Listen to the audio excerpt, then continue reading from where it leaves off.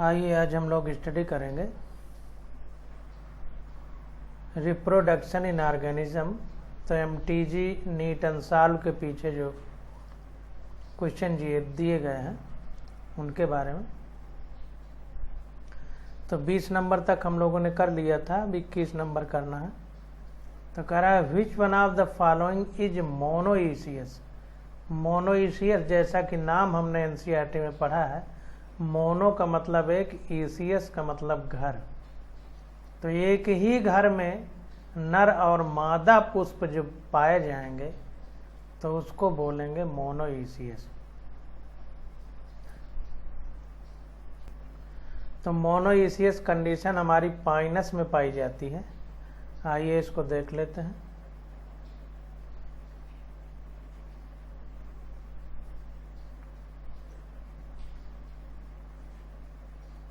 तो देखिए 21 का सी करेक्ट है। मोनोइसियस प्लांट है separate mail and female flower on the same plant. तो सेपरेट मतलब अलग अलग नर और मादा फूल पाए जाएंगे एक ही पौधे में। पाइनस है both the male and female cones are strobili on the same tree.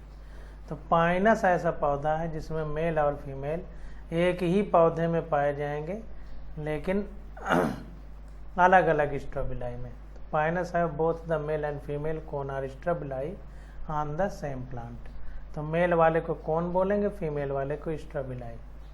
जो भी हो इनसे हमको मतलब नहीं है, जो हमें पता होना चाहिए वो मोनोइसियस का मतलब पता होना चाहिए, एग्जाम्पल पता होना चाहिए।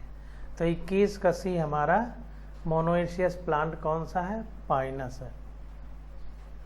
क्वेश्चन नंबर 21 देखते हैं। कह रहा है which one of the following plant is monoecious. फिर से वही पूछ लिया। तो पाइनस 22 का ए ऑप्शन सही हो जाएगा।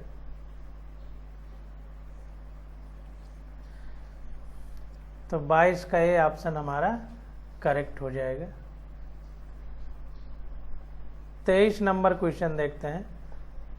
कह रहा why is vivipary an undesirable character for annual crop plant.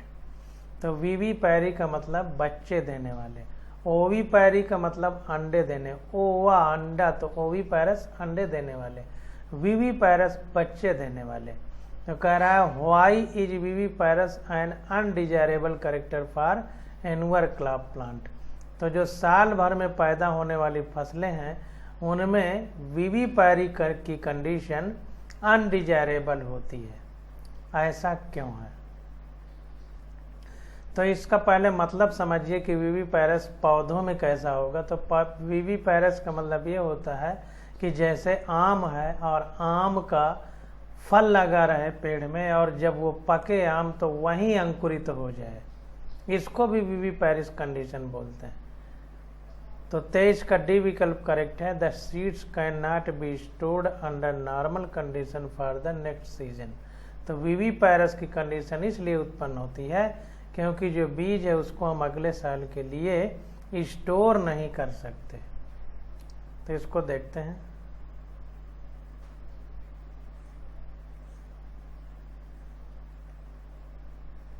तो देखिए an annual plant is one that complete it's life cycle in a single season. तो वार्षिक पौधे हम उनको कहते हैं जो अपनी एक सीजन में अपने पूरा जीवन चक्र पूरा करते हैं। That is a seed germinate and the mature plant so produce diet. तो मतलब एक सीजन में पौधा अंकुरित होगा और मृत हो जाएगा, मैच्योर होकर के मर जाएगा। Having produce seed with in the season, यानी उसी सीजन में अपना सीड या बीज उत्पन्न करता है। Vivipary on the other hand is the phenomena of germinating of seed और spore in situ on mature plant even before it release.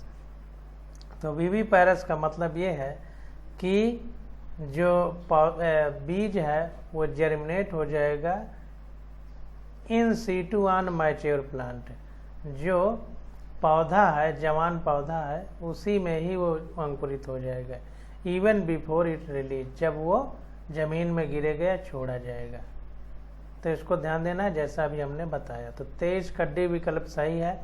ज़्यादा आगे स्टडी नहीं करना है क्योंकि अभी एनसीईआरटी बुक में ये है नहीं, पुरानी किताबों में था, हो सकता है आगे दिया गया। तो सिर्फ उतना ही जानना है जितना हमारी परीक्षा के लिए ज़रूरी है। जो एनसीईआरटी में इस समय है उसको डिटेल में जानेंगे। देखिए कह रहा है इन ऊगैमी फर्टिलाइजेशन इन्वॉल्व्स। तो ऊगैमी का मतलब है कि मादा जनन अंग से ओवम का निर्माण हो जाना, ऊगैमी है। स्पर्मोगैमी, स्पर्म या शुक्राणु का निर्माण हो जाना। तो कह रहा है इन ऊगैमी फर्टिलाइजेशन इन्वॉल्व्स, मतलब फर्टिलाइजेशन में क्या इन्वॉल्व होता है ऊगैमी की कंडीशन में। तो देखिए 24 का बी ऑप्शन करेक्ट है, large non motile female gamete and small motile male gamete. हमने देखा है ऊगैमी में जो ओवम होता है अंडाणु वो नॉन मोटाइल होता है, चल नहीं पाता, और स्पर्म या शुक्राणु खुद चल के उसके पास आता है। तो ओवम जो होगा वो नॉन मोटाइल होगा और स्पर्म यानी मेल गैमीट जो होगा वो मोटाइल होगा। तो देखिए a large non motile female, जाहिर सी बात है कि मोटा आदमी चलना पसंद नहीं करेगा, वो एक ही जगह बैठा रहेगा, और हल्का आदमी चल के उसके पास आएगा। तो जो ओवम है वो लार्ज है और नॉन मोटाइल है, फीमेल गैमीट, और मेल गैमीट छोटा है और मोटाइल है। 24 का बी विकल्प हमारा करेक्ट हो जाएगा। 24 का देखिए बी विकल्प हमारा करेक्ट है। अब ज़्यादा इसको डिटेल पढ़ने की जरूरत नहीं है। 25 नंबर क्वेश्चन देखते हैं। कह रहा है the process of series of 4 changes from larva to adult after embryonic development is called. तो कह रहा है कि लार्वा से एडल्ट बनने तक भ्रूण के डेवलपमेंट में जो परिवर्तन होते हैं उनको क्या कहते हैं। तो लार्वा से एडल्ट बनने तक जो एम्ब्रियोनिक डेवलपमेंट होता है उसको मेटामॉर्फोसिस कहते हैं, मेटामॉर्फोसिस। बस इतना जानना है और कुछ नहीं। तो मेटामॉर्फोसिस 25 का सी विकल्प हमारा करेक्ट है। ये देखिए 25 का सी विकल्प, metamorphosis is a process of series of changes of form from larva to adult after embryonic development. बस अब नीचे का कुछ भी नहीं पढ़ना है, कोई मतलब नहीं टाइम बर्बाद करके। अब 26 नंबर क्वेश्चन देखते हैं। कह रहा है the stress cycle is a characteristic of. तो देखिए स्ट्रेस साइकिल में क्या होता था, 2 साइकिल होती थी, एक मेंस्ट्रुएशन साइकिल, एक स्ट्रेस साइकिल। तो नॉन प्राइमेट में स्ट्रेस साइकिल चलती थी और प्राइमेट में मेंस्ट्रुएशन साइकिल चलती थी। तो इसको देखते हैं। तो देखिए 26 का बी हमारा करेक्ट हो जाएगा, mammalian female other than primate. तो प्राइमेट के अलावा, तो जाहिर सी बात है नॉन प्राइमेट हो जाएगा। तो mammalian female other than primates, ये हमारा करेक्ट हो जाएगा। तो देखिए यहाँ पर लिखा हुआ है कि stress cycle comprises cyclic changes in female reproductive system of non primate mammals like cow, dog etcetera. तो जो स्ट्रेस साइकिल होता है एक तरह से साइक्लिक चेंज होता है मादा जनन अंग में नॉन प्राइमेट मैमल, जो कि नॉन प्राइमेट स्तनधारी हैं, जैसे कि गाय हो गई या कुत्ता, ये सब में। The stress cycle consist of A short period of stress और हीट। तो इसमें स्ट्रेस साइकिल में क्या होता है कि एक छोटा पीरियड होता है जिसको हीट पीरियड भी कहते हैं, ये 18 घंटे का होता है काऊ में, follow by the rest of period of anoestrus और पैसिव। और अदर जो समय होता है उसमें जो है ये एनेस्ट्रस होती है या पैसिव होती है, निष्क्रिय होती है मतलब। तो 26 का बी हमारा करेक्ट हो जाएगा। नीचे जो लिखा है उसको पढ़ने की जरूरत नहीं। अब 27 नंबर क्वेश्चन देखते हैं। कह रहा है the sexual reproduction is absent in. तो सेक्सुअल रिप्रोडक्शन यानी लैंगिक जनन किस में अनुपस्थित है, यह पूछा जा रहा है।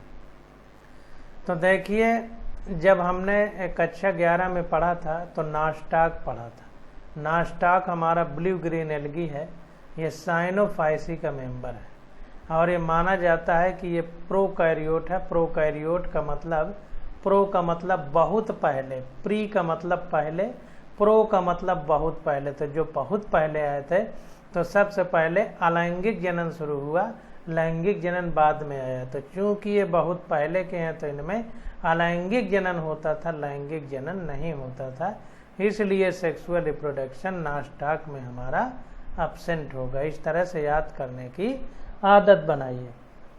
तो 27 का देखते हैं आंसर। तो देखिए 27 का बी ऑप्शन हमारा करेक्ट है। नास्टाक बिलोंग्स टू साइनोफाइसी यानी blue green algae. In this entire class sexual reproduction is completely absent. इस पूरी क्लास में लैंगिक जनन पूरी तरह से नहीं पाया जाता है। नीचे कुछ भी पढ़ने की जरूरत नहीं है। अब 28 नंबर क्वेश्चन देखते हैं। कह रहा है कि पार्थेनोजेनेसिस इज, देखिए दो शब्द थे, पार्थेनोकार्पी और पार्थेनोजेनेसिस।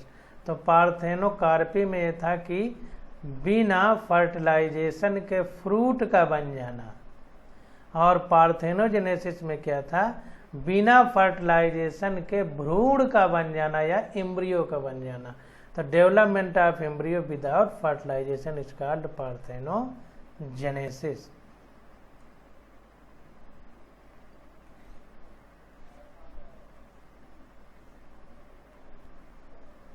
तो देखिए development of an organism from female gamete या egg without involving fertilization is called parthenogenesis. यानी बिना निषेचन के फीमेल गैमीट का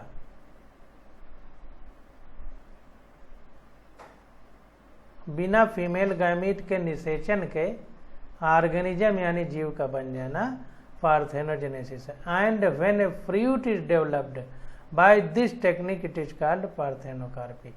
और जब फल जो है बिना फीमेल गैमीट के निषेचन के बन जाएगा तो उसे पार्थेनोकार्पी कहेंगे। तो 28 का डी ऑप्शन करेक्ट बोल रहा है। देखते हैं development of embryo from egg without fertilisation. तो देखिए ये पहला वाला ऑप्शन और लास्ट वाले में थोड़ा सा हुआ है, development of embryo without fertilisation, यानी भ्रूण का निर्माण बिना फर्टिलाइजेशन के। और डी वाले में लिखा है development of embryo from egg without fertilisation. तो जाहिर सी बात है कि जो फीमेल गैमीट होगा या एग होगा वही एम्ब्रियो में डेवलपमेंट होगा। तो देखिए पहले जो हमने पहला बताया, पहला और चौथा दोनों सही है, बस पहला ना हो तो चौथा सही है, चौथा हो तो ना हो तो पहला सही। अब चूंकि चौथे में ज़्यादा क्लियर कर दिया है इसलिए चौथा सही हो जाएगा। तो इस बात को ध्यान देना। 29 नंबर क्वेश्चन देखते हैं। कह रहा है genera like Selaginella and Salvinia produces 2 kinds of spore, such plant are known as. तो जैसे बात है कि होमोस्पोरस का मतलब एक ही प्रकार के स्पोर बनाएंगे, और हेटेरोस्पोरस का मतलब हेटेरो का मतलब डिफरेंट यानी अलग अलग प्रकार के। तो 2 काइंड ऑफ स्पोर का मतलब अलग अलग 2 टाइप के स्पोर, तो हेटेरोस्पोरस हो जाएगा। 29 का देखते हैं।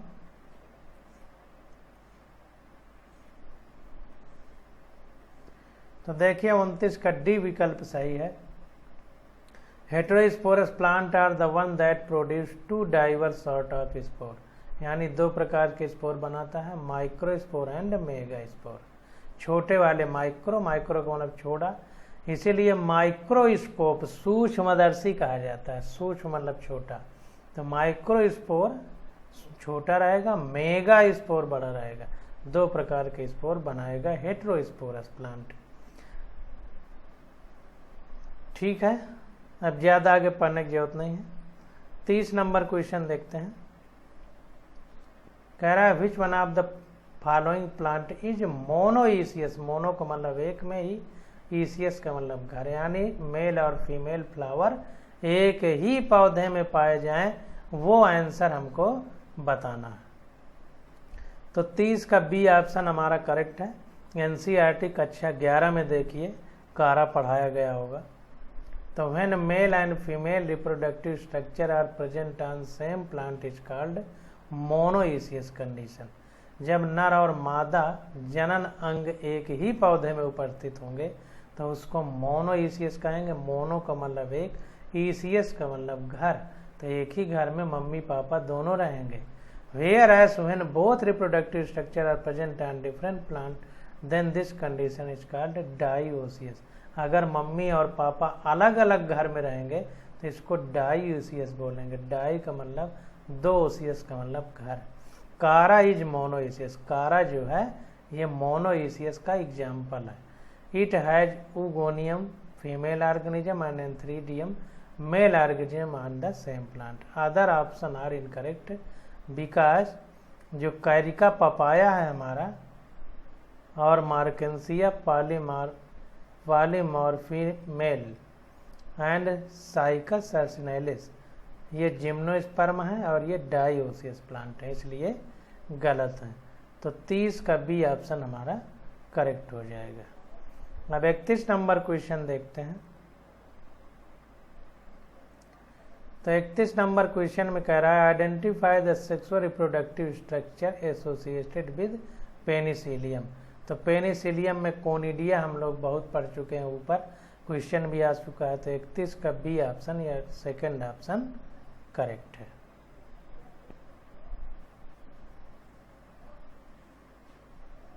तो option second correct. Zoospore are asexual reproductive structure in alga.